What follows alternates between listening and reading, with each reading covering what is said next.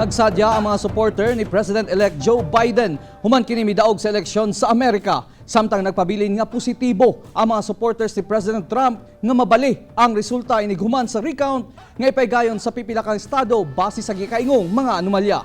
Dugang detalye sa report ni Ethel Cantor gikan sa New York City. Nagtapok og nagsaulog ang pipila ka mga Filipino-American citizens sa Washington, D.C. bila kaadlaw human midaog si Joe Biden batok kang President Donald Trump. It was a very long 4 years and now it's over.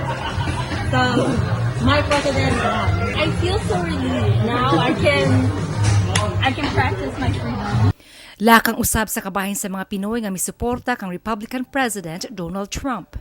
Election nila diri sa America is maghulat pa ta kay wala pa dyan ang official result nga which is dili sakto kay ang media and Biden's side nagsige na sila celebrate. Ang totoo niyan hindi pa pwedeng tawaging president-elect dahil magiging president-elect ang isang kandidato kung halimbawang na-certify na ng Congress yung mga sinamit na electoral votes.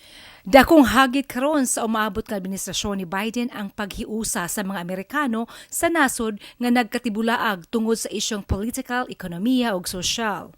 Gipasamot pa kini sa COVID-19 pandemic diin mokabat sa 240,000 ka mga individual ang namatay ug kapin 10 million Americans ang natakdan sa maong sakit. Well, happy kayo nga midaog na si Joe Biden, at least for me. He's my president. And mo na niyang higayon nga magkahiusa ang Estados Unidos. Sa pikasbahin, malaumon gihapon ang Republican Party nga mabag-o ang resulta sa eleksyon kung mopabor kanila ang desisyon sa korte alang sa recount. Nagtuo ang Republican Party nga wala pa natapos ang piniliay og sayo pa kuno aron magsadya ang mga Democrats. Base sa tradisyon, matag Enero 20, ginapahigayon ang presidential inauguration o pagpanumpa sa bagong Pangulo sa Amerika.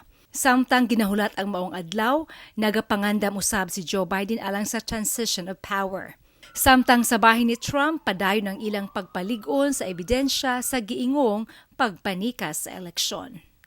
Gikan dinhi sa New York City, ako si Ethel Cantor para sa One Mindanao.